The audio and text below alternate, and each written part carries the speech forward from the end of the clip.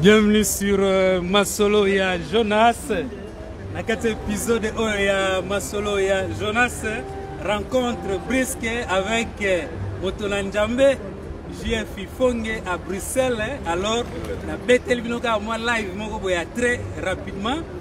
À partir de Bruxelles, nous allons débouquer à Bruxelles. Voilà. Alors, donc, voilà.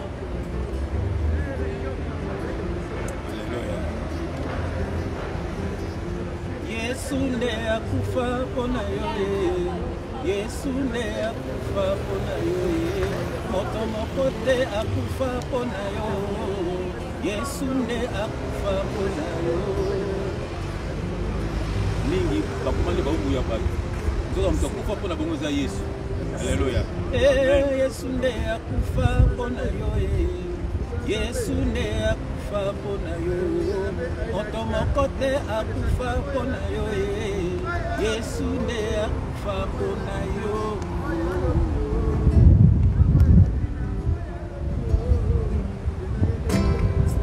Quelle grâce. Voilà. Alors, Masolo Naviso et Bandi, et l'homme est vraiment très brisque. Tokutani et Tozaliko Palola. Voilà. Alors, c'est bon. Donc, Tobandi, Masolo Naviso. Voilà. D'après nos prophètes, hein? Non, frère J. Frère J. On est prophète, pasteur, ils ont don, ils ont titre. Ok. Si on est pasteur, c'est que il est déjà faux. Ils ont des dons, ils ont quatre nabiso, mais ils sont frères. Nga leki no logo tom taleki nga na yoza Yesu. Ok. Ben, et bon, on se relonge frère Nenge, nego nabiso pasteur, donc Marcelo, abengi. Denis Lessi, Monsieur Denis Lessi. Abengue pasteur T, abengue prophète T, donc abengue un simple monsieur, comme on maniqué à sa sortie médiatique pour la défendre Papa Wemba, parce qu'il a sungaye, a orpheline, a sungaye, donc tango, a zalagi nanou, beaucoup plus jeune, a sungaye, a défendre Papa Wemba et à défendre P. Denis Lessi. N'est-ce pas comprendre, les alliés Denis Lessi, à Monique, a déjà pardon, alors à Kokili Soussou, pour reprendre, pour attaquer, pour changer les sous à tirer la position à la main, na mon letier mutaza na sima maniqué. On le va ni par là. Mais déjà maniqué, déjà on a ma petite sœur na biso. Déjà maniqué, soit abi papa ou bazala qui papa naé. Bima qui ni soupani. Moni sigo. Moni sigo. Y'a le papa bazala papa naé. Soka bima na papa naé. Au monde voilà, donc ça veut dire que les gens sont païens, ce sont des païens, ils ont des petites sœurs Nabiso, mais ils ont des moyens, il y a des samoli monaï. Pas azana mouli déranger. Le monde a des petites sœurs Nabiso, mais ils bangane nzambe, akufa bongo te pour que lui fait. Voilà, et l'homme sous et sali actualité par rapport à Marcelo a bengina ni monsieur. Mais déjà, nous sommes tous des citoyens. À Bengo monsieur, il n'y a pas de problème. Mais déjà, lui-même, Marcelo, c'est un faux serviteur de Dieu. C'est un faux. Mon abomi mon sinaïe. Voilà, il y a l'eau noir sur blanc, il y a abomi mon sinaïe. Et ma preuve est belé avant mon sinakoufa, à Tchaki, na Facebook na ye atel lion moko boya lati couronne boto atel lion ba tube bambeli na banane batikali ya kufi aposta kiango et puis a commis wana gloire il faut que payer prix pour notre gloire quand bien muté pom akomba kiango et ça pas mbaté et ça pombo la biso moi c'est pour payer prix et ça quoi il y a payé prix pas comme o ya sali quoi mataliso voilà donc ça veut dire que mon mboka na biso vraiment que ça nango bien ça nango mal organisé donc batiki et ceux qui n'a pas pote banga balandela et puis ça la sortie médiatique là avant moi na kufa abande ko loba déjà que eloko Satan a posé langa mabe so kazi mo sinangai alors déjà mais comment yo mutoza na Yesu Satan azo mo sinayo omoni to sommes le rapport ni comment nzamba ko boma jamais mutu jeune dengono tika bana mikie ndengona nzamba ko sala ngote donc ça veut dire qu'il n'est pas de Dieu c'est Marcelo et puis que nous tika moi c'est babuka soko tali Marcelo aza fanatique ya Mida. Marcelo est fanatique à Mida, fanatique à Beyoncé. Parce que si on a dit moi, comme le Mida, comme le Beyoncé. Il y a des photos belées. comme un modèle. Donc Marcelo, ce n'est pas un serviteur de Dieu. La preuve, biso to bima to lebela ba papa chaque jour ba profite de dénoncer bango osomana bato ba telemelanga osomana mama mazona telemelinga abika ba mamba solo sonel pas le batemela ki Marcelo abika yo zara biso comment so dénoncer biso yo ba telemela ki voilà. Mais Karine Mokonzi azala jamais reproché na ba sens wana et puis ami d'apeto yo kate bon bango siko ba net na moi image mo ya batmo négligé Mokonzi na pese mbote ba accusation mingi ya mabe mais la point ko modifier nzoto côté kuna bazate nani Karine Mokonzi na amida to yo kate mais Karine Mokonzi na pese mbote ça c'est ma petite sœur côté la raie non na côté la raie mais c'est ma petite sœur ala nzambe bato ba jijaka ye nenga na rafina ye nzambe alibi boya eska bato mabe bazali pa te bato ne pe na kata bato mabe wana eska bato malamu bazate pe bato ne malamu eska ba sase bazate pe bana ne bazate pe wana ba sase au moins kaso boko bo mutu moko atu bumati lulu to bumi tuto bumati ko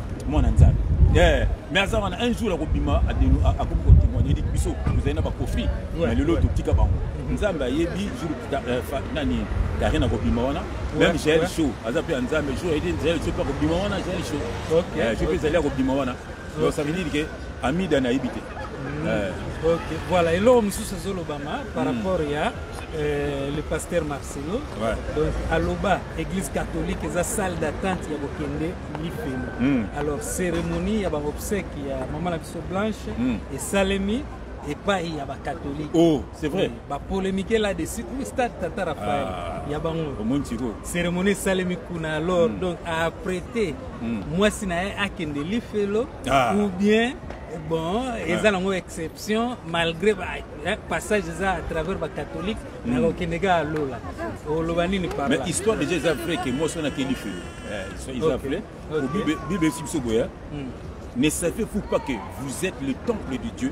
Si quelqu'un détruit le temple de Dieu, Dieu le détruira. Car le temple de Dieu est saint et c'est ce que vous êtes. Vous êtes temple de Dieu. Dans mon temple de Dieu, est-ce que vous allez faire? Donc, notre maman blanche, a bien ça qui est temple de Dieu. Est-ce que vous allez faire? Voilà. Donc, les Cambo, le biais catholique, on a une histoire vraie. Il faut que vous coloniser biso et ça catholique. Il y a un moment qui n'a pas de Mbanzaboma. Il y a un moment qui partout dans le village, l'église catholique est allée. C'est-à-dire qu'on a biso tombe coloniser bango. Mindela balbaki bayebi déjà nzambe. Voilà. Donc bayebi nzambe avec na kota l'église, des na kota bandako. Ba sambela na bango. Ndip so to sambela. So bango de bayebi na l'église catholique ba kata bango ba maboko, omoyi koya ba katuma maboko. Omoni yango lelo oyo bato pe bakoko na biso bandako sambela na l'église, ba papa na biso balandi ba boti na bango biso to landaki bango après l'église de réveil et ko salema ba landeli ka l'église catholique. Omoni sotela bango ba toura ba coutume ba ta rapper ba doge. Ozomoni donc ba landeli l'église catholique mais qu'ils ont ba tepe cher, ba tepe nini. Ozolanda nzoto Yesu ba keso maman papa ba païen, ba sombi vient pas ba ko se bino nzoto Yesu to sambela lango comme béni. Nzoka la nzoto Yesu c'est la parole. Jésus il est le pain qui est descendu du ciel. C'est Jésus qui est la parole. Le vin ezali c'est le esprit. Donc sur les livres européens sur vin européen sur esprit. Donc on va évidemment parole té et on va ko sa ba na nzambe pour liaka bambongo ba Marcelo la sala wa. Azomona ba déniler sur na ba ça yebe déniler ça qui lifelo. Dependa tana be ça peut temple nzambe. Te longue koma. A be ça temple wa nzambe. Azomona. Donc bango tu wana qui va sala bo na bolo. Aza lokuta. Tala ba photo na kala taka choko tala ba ndeko na ye. Ba ndeko na baza vivante. Tala bango na ye baza différent. Ngapa ndo ta choko. Le ouais tangi mission. Monatika. Est-ce que vous considérez Moussa Yanzam? Est-ce que vous considérez Moussa Yanzam comme pasteur, comme prophète? Vous préférez tous à la plus na sens où on lit la physique na. Mais physique n'est pas problème. Ils alliés. Il y a pas à moi ça ya Marcelo. Alors qui physique na. Voilà, monsieur peut le bénier. Et ça m'a pété.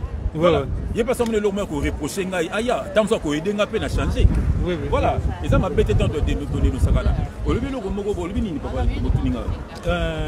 Donc, c'est-à-dire, comment dirais-je,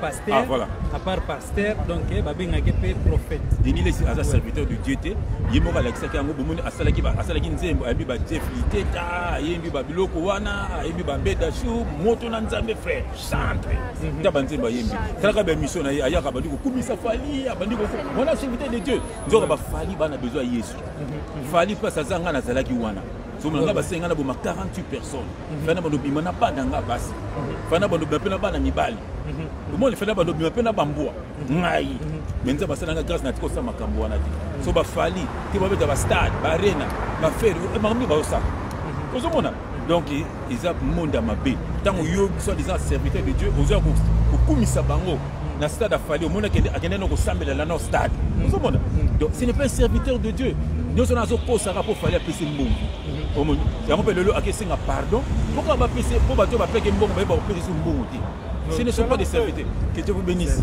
OK amen amen mais siko bato yo bato balobake bamona yo te donc bamona yo pas profiter et loko te pour bato bakoma koluka donc moi référence moi nini donc totindela bango balien et bato baloba bamona yo te donc toloba nini est-ce que histoire na yo zala te ou bien bakipe kutango te ba juger okana ninga ba ko fie mo ta yaki atobeta maso abina yaki parmi ba mission na ya motema.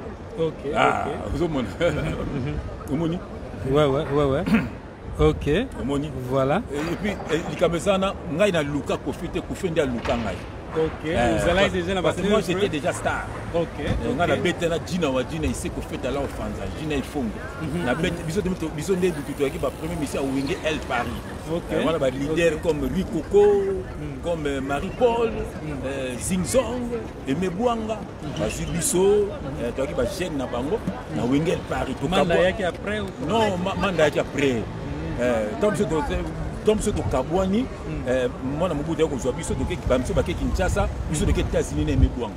Et Paris a toqué. Mais il y a Yembate, et Mebwanga Yembate. Et Mebwanga est bassiste. C'est le fondateur. On a PCP qui place à ça. Donc, après, on a Kofi Ayoka Sangonanga, après, on a disque naïe, Miko aussi, c'est un peu comme ça. On a l'alliance de l'issacité, on a rappelé Zambate, après, on a cousin à Bokamro, et dit le coup que j'ai fait fongue match à 3 mois. Mais c'est quoi, alors que vous allez déjà en contact? Ayaka Robert na Paris amatsanga na podium na cousin nga moko ami na ngai donc César Loboko mingi saki na podium alors alula ki biso alors attaque a contact nga mingi albe non faut na so petit wana yanga boyanga na disque na ye donc ayo Robert Olympia atindi boluki na petit wana atindi ka batona aboki nga na bango Bokambro na Edi Lukunku qui est son cousin ba pe kolukanga ba biviaza na besoin na yo na PSP na ngai Jean-Claude Masikini mbote na Lille bango ne balinga ki na kota pe orchestre wana ndé da côté quartier la terre là Kofi azwanga te pour la sanga poto non Kofi azwanga te pour sombelanga voiture non ngala sombanga là déjà na poto na bête na ba Wenge Paris na bête na ba place Vendôme ya modugu ja Franco Ferré donc na bindinga ba sombanga voiture na ba sombanga lamba na bindinga na bana na poto donc na kena quartier la terre fait na mi kitisa kinga pour les bateaux ba mission sur pour plus avant bilamba so na mi kitisa ki pone kende kin mon top na ke kim na moni ba futaka ba $100 ba $150 ba bongo so de bebisa chaque jour na poto donc yango to zongi la biso pe poto après Bercy na biso na tike na OK sikoyo musala soda yango zakan ezali entre El Paris et Quartier Latin ou bien avant El Paris? Avant El Paris, moi je suis né en Europe d'un père congolais d'une mère antillaise. Voilà, donc ce monde là on est exotique. Moi exotique hein. Nakini ba fia ki bando bianga mingi, bando bianga pasha. Ba fia ki pasha. Pour na sulu ba bendi hein. Donc OK, voilà, pas de problème. C'est bon. Voilà, Naza Live en direct de Bruxelles, na Debrucker, OK? Donc, na kutana mutu na Nzambe, JF Fonge et tozali ko pese là. Amen, amen. Mais pas shawana ezali ba garçon oyo, ezali ti gigolo na nenga lelo. Na nenga lelo. Nenga la comprendre ouais. Pas chez like si gigolo. Na nenga lelo na ebité. Et na kumba no benga zela. Comment nge kimingai. OK. Kafous, voilà. Kafous, OK. Kafous. OK, pas de problème. Voilà, toujours. Ouais. Thérèse. Ouais. Belé. Kafous. Kafous, c'est ça le métissage. OK. Métissage. Donc, on a dit sur les Belé. Ouais. Kafous. Donc, ça veut dire. là, c'est 18 ans. Donc, on a beau à l'âge de 3 ans, on est Kinshasa. Ok. On a une famille, un papa, une soeur, on a beauti, on a Moussou. Bandi, on va na Kim. On va na Kim. Quand on a l'âge de 3 ans, on va na Kim. On va na Bandal. Après, na Bandal, on va na Limité. On va na Mbinza. On va na Gombe. On va appeler Lingala Kuna. Dans l'école Lingala na Kim. À 3 ans. Avant qu'il y ait bon. Avant qu'il y ait 3 ans. Après, on a collé na Kingabwa. Kingabwa, on a na Kingston. Donc, on a limité. C'est une zone industrielle. Oui. On a passé à Kingabwa dans son beauté. Voilà, donc ça veut dire c'est ça. Quand on a 18 ans, il fallait qu'il y ait une zone à poto pour le service militaire. À l'époque, ils étaient obligatoires. Depuis naïe, na képi armé, le gars n'a pas boulot, n'a pas de mini, maman les gars s'engager. Alors j'étais engagé dans l'armée de France, l'armée des terres en France. Voilà. Et là aussi le Mélanga armé, ils ont venu Paris. Donc comme si on a un hôtel à Bango, parce que Ami n'a César le Boga ndo beta kuna, na hôtel à Bango. Na ka ba rep na bango na suma pe disque mulenga malasi peut-être bango na kito na ba orchestre na king oui tondo yimba na master na wana ya zeta kwa riko kuna na utapa Marie Paul juste na hotel bango na rep fait ba obete na Bruxelles alors Marie Paul azaki malade so ba luka deuxième fois maman abi na ngasi ki ko abi mais ami na wana bete ka deuxième fois Marie Paul yo ka bango JF ko na ndo soutenir pe orchestre mais na ndo orchestre na linga mingi Marie Paul na ki fan ya Marie Paul ko azo baloko la je viens dans Gina Fum.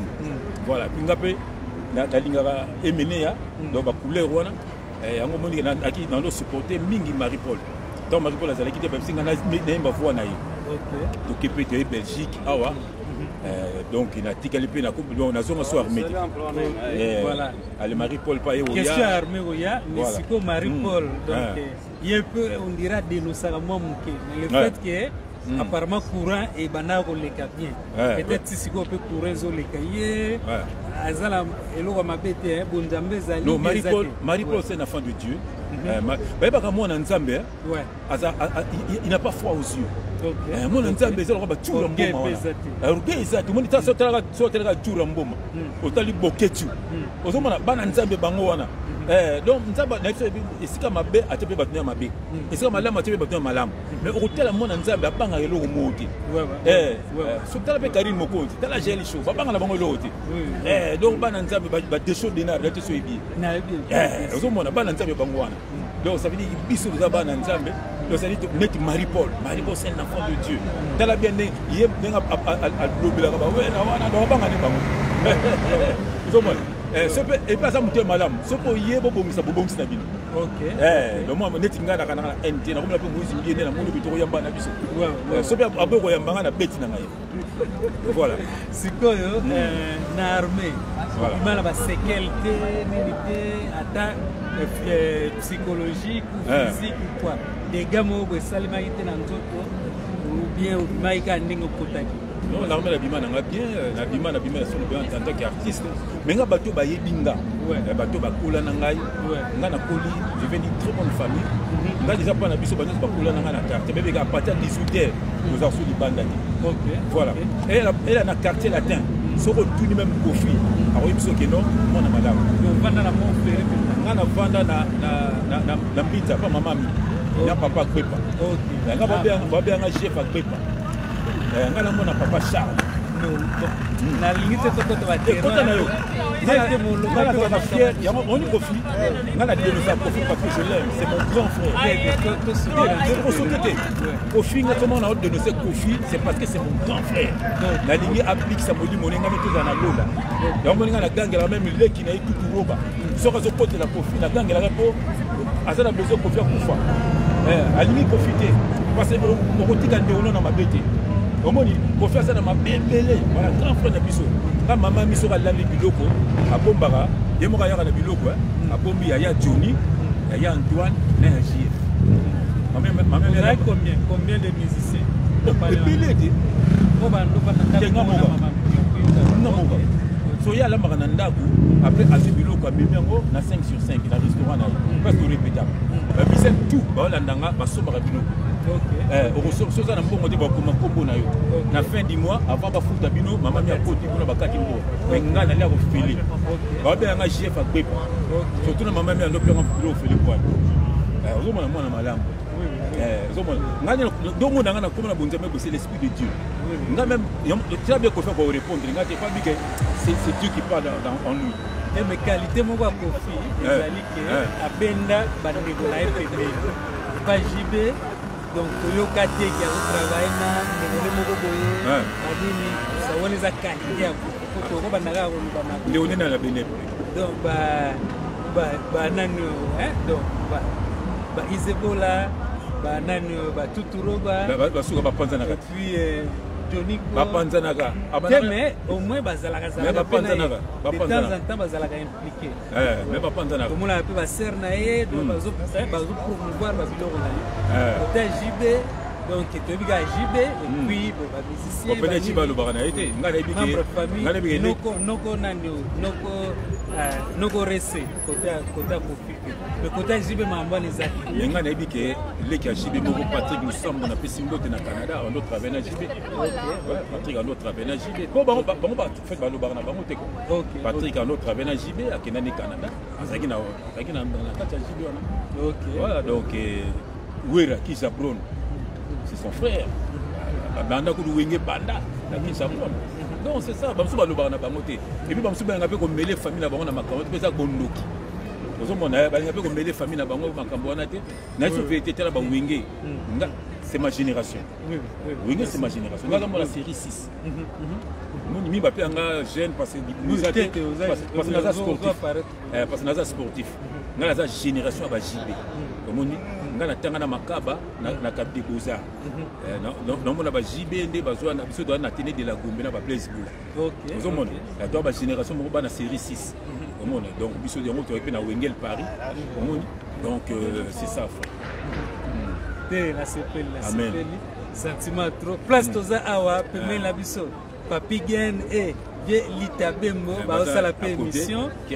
Bazo développer na ndenge na bango. Biso pe toza ko développer na ndenge na biso. Toza na Débrouquer non loin. Il y a Gare Centrale et Baïwapi, Fiston Mboui.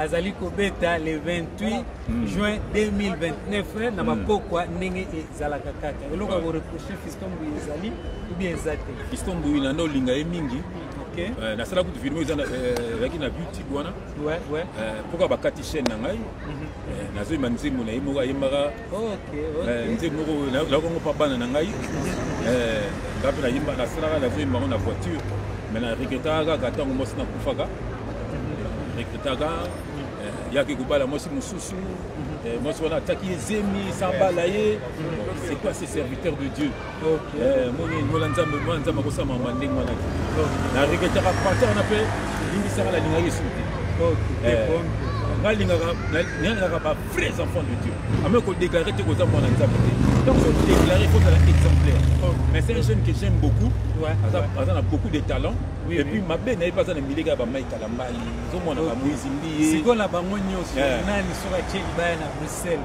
oza disponible pour que ba gospel ka mon côté ata ya basi mais siko nani ya oza nani ko bino ba vrai ba sala nzambe nani ko représenter bino na ba chante bah c'est belle frère siko zo pixa ba baki de ba concert yo moko okende déjà la Bible ezate la Bible ezate yebisanga ba concert ezate eza bato mo balende ba musique profane ba concert ezali bango pe ndenge bazo yeba balandeli yango yeso biboya to ngola te to bakisa te babakisa pour biso yoka yeso biboya je vous ai donné gratuitement donné aussi gratuitement donc ba concert ngala celui to beta concert to zu salle to bingsi bato et ça on le faut yoka c'est on a des tindozo c'est ça au moins il y a nzambe frère au moins il y a nzambe motinda pe talanga na sala ka banzembe na tsabo fere na YouTube yoka nzambe c'est ya ko somba te frère pour mulimo sa to tapesi ko na pano ya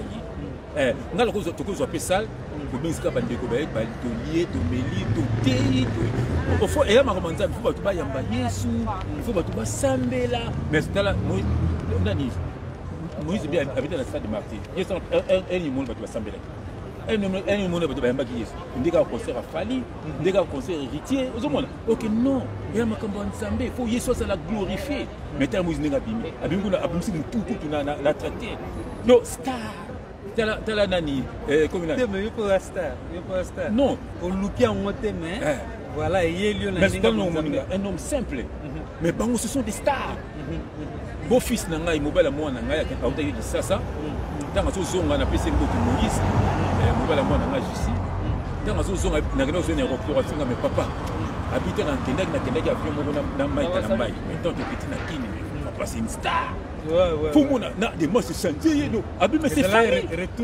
Voilà, c'est comme si c'était. Après qu'au États-Unis et Paris. Elle sait, mais papa, c'est comme si c'était avec Fali. Mais non.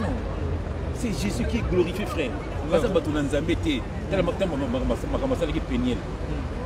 Tu as commencé à monter. Tu vas passer à la sirène. Moi, je suis à la sirène. Pour le moment, je suis en train de faire. Donc, nous sommes à la raté. Mais Kalambaï, à la répéter. Avec un Péniel pour avoir le baba. Si vous conseillez nous au Pessa Péniel, conseillez nous au Pessa Péniel. Vous avez quand même dossier de. Non, Péniel, c'est ma fille. Péniel, c'est un dossier très sérieux. Et c'est soit à concerner complètement, soit à Zongani. Péniel, et là, elle est là-bas. Ban, ok. Péniel, on a besoin de Kalambaïté. On a besoin de Banana. Sauf que le seul qui est bas Zongana, doit soit rendu à Dieu. Togobo est monté. Mais ma paix à Mike, mec, tu sais que Mike a même pour Sengana pour faire Bimana Péniel. Et ça m'a camouflé. On a un monde ouana. Un monde ouana. Nous sommes pourquoi? Parce qu'il y a ceux qui peignent comme moi si n'a été.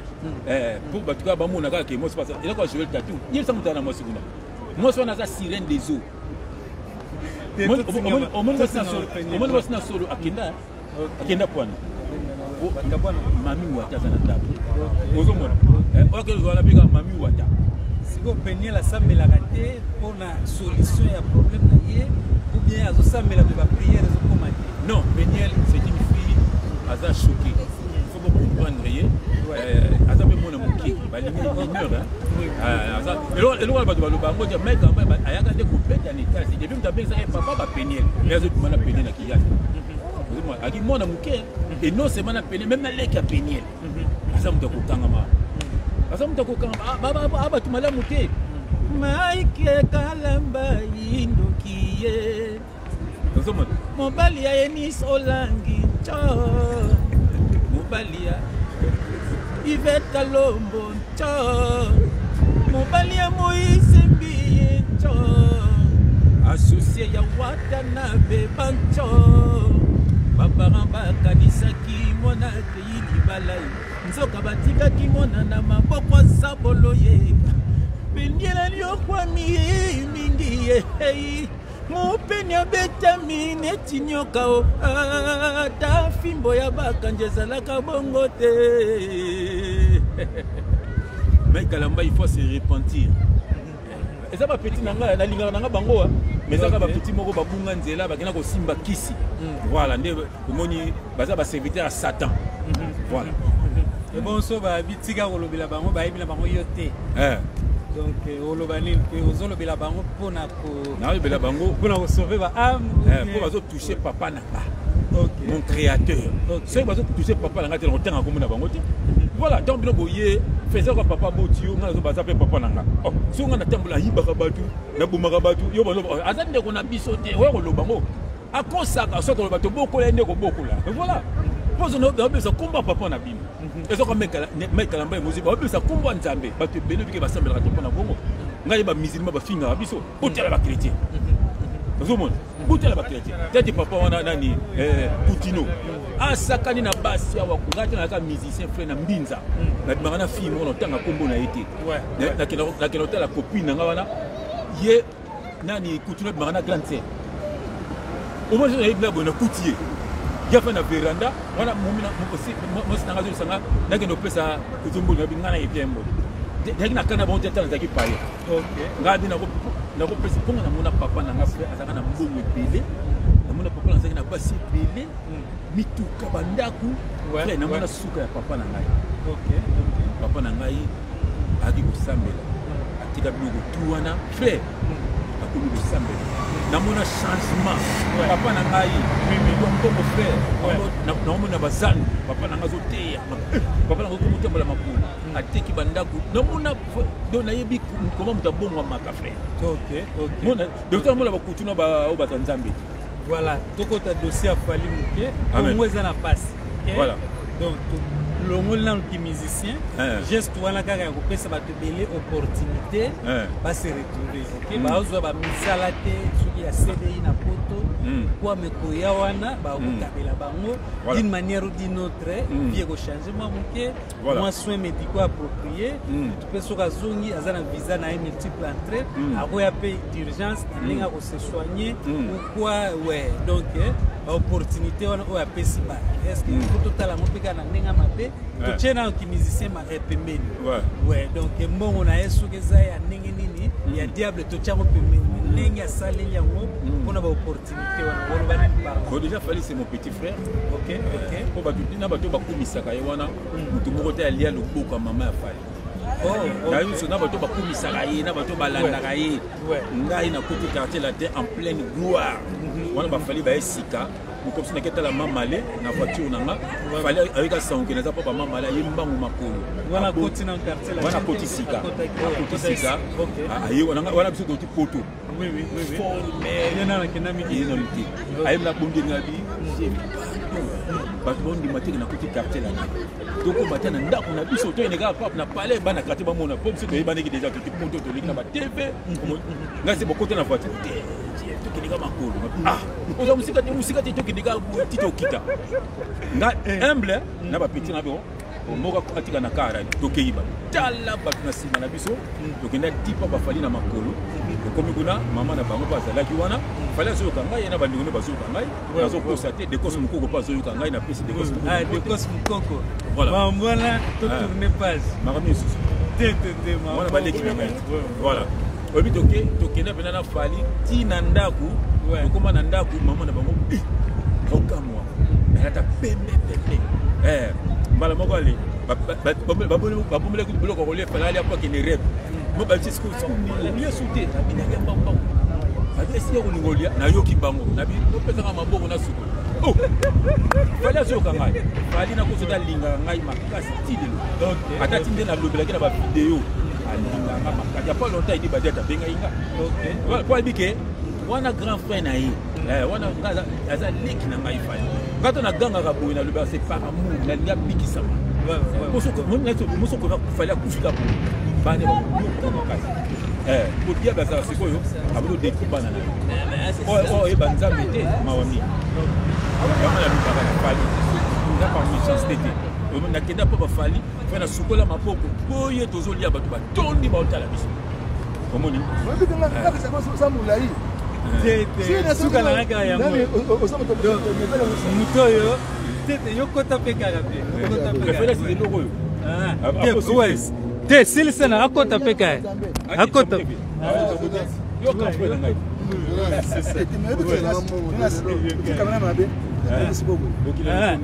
te ezozwa bien lumière voilà ouais te na boye ko bouger tellement mutu na nzambe aza tellement compliqué ouais na boye ko bouger banini voilà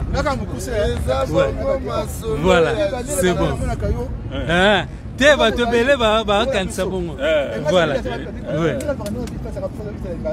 voilà te bato bele même na Genève bazokamanga ouais na évité donc ouais voilà bien absolument en tout cas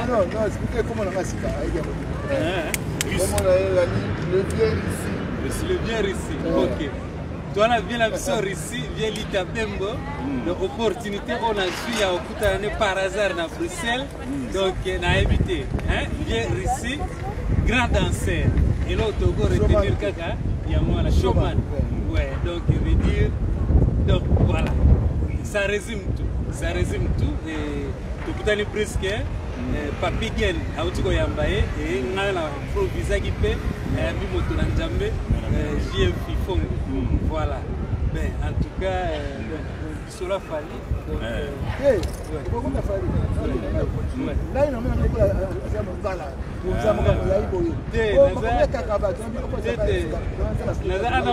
ana mongo basali Swahili ya Kivu mais na bota bien ici bien sûr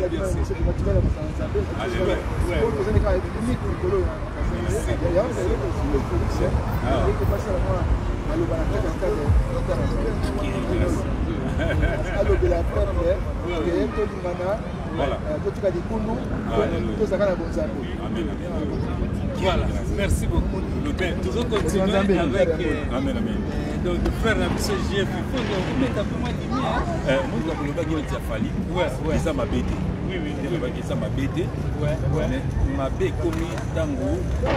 C'est ça les mains. Community. L'humanité sans esprit. C'était la même pour. Dans mon image, Mogo, il m'a rappelé à l'aéroport.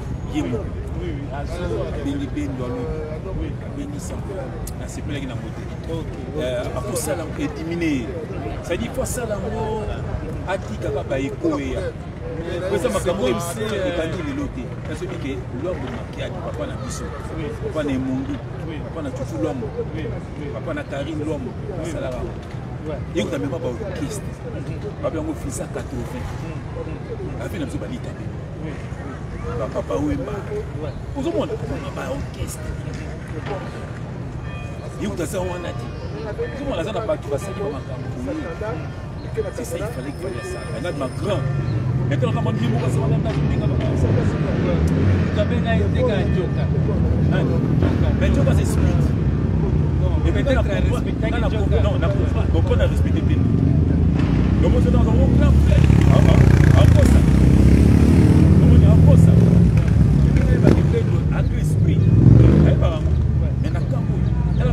parole na pesi moto ba esprit na ko na sepela ki neloko wana bendo condamné mais na condamné na monika il fallait par rapport à question on a ya ça l'effacer abenga pas parole pour na epesa non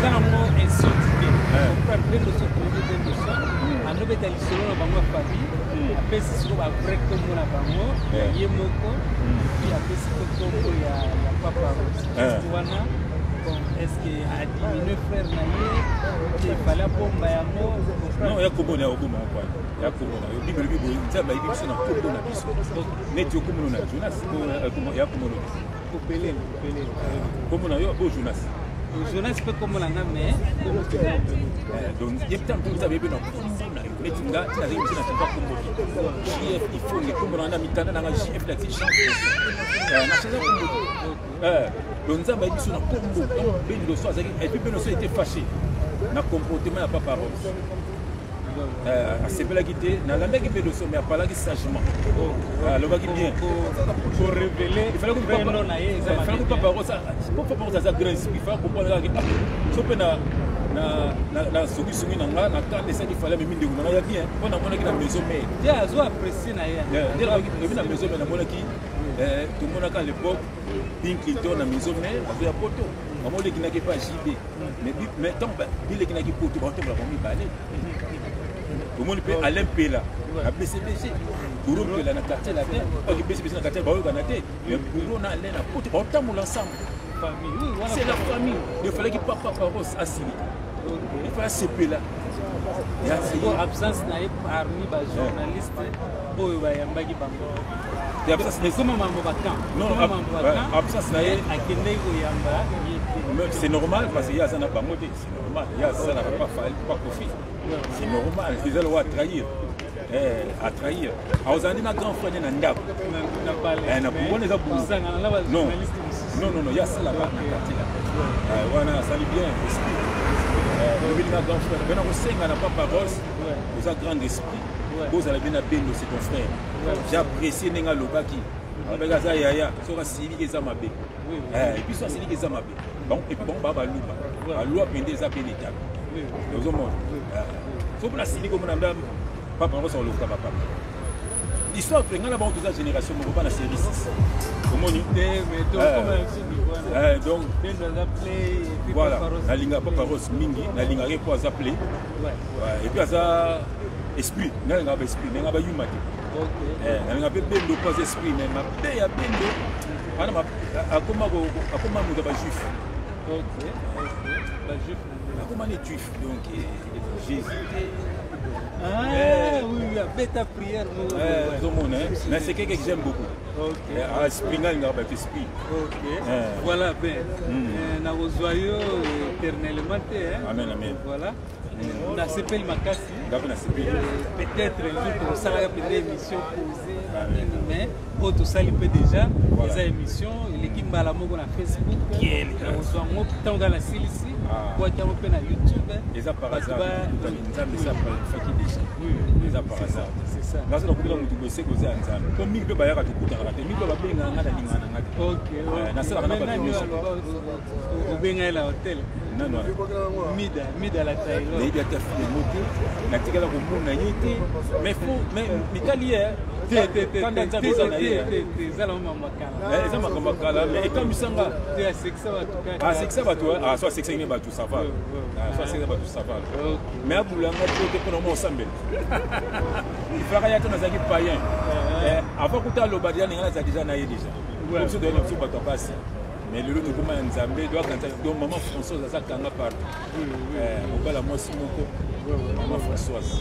qui est joie immense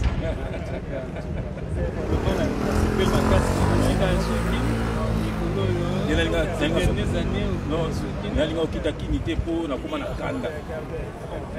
kanda ya mboka na biso nalingaka te mpo naloba mabe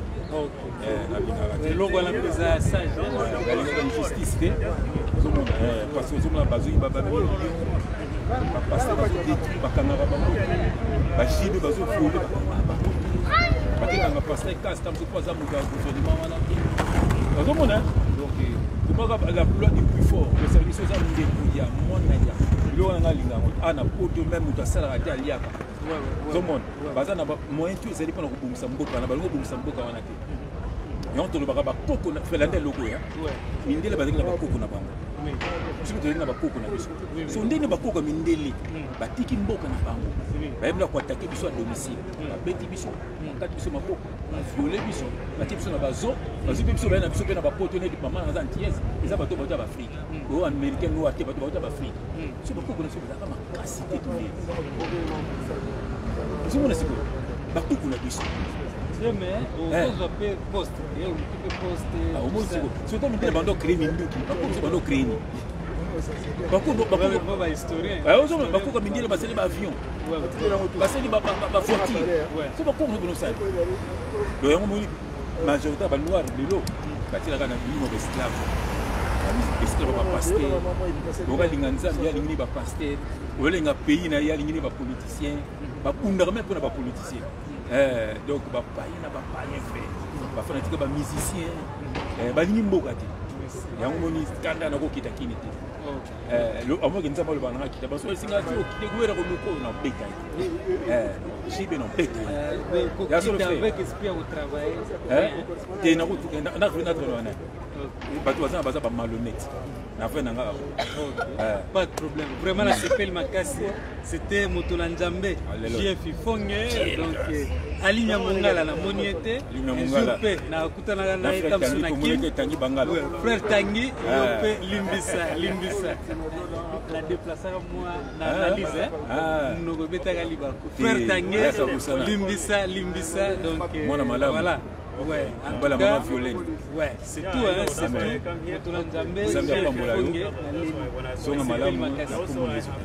Merci beaucoup. Voilà. Gas TV PC Salem, il y a s'abonner. Ouais. Ok, ça va. Merci beaucoup. Ciao.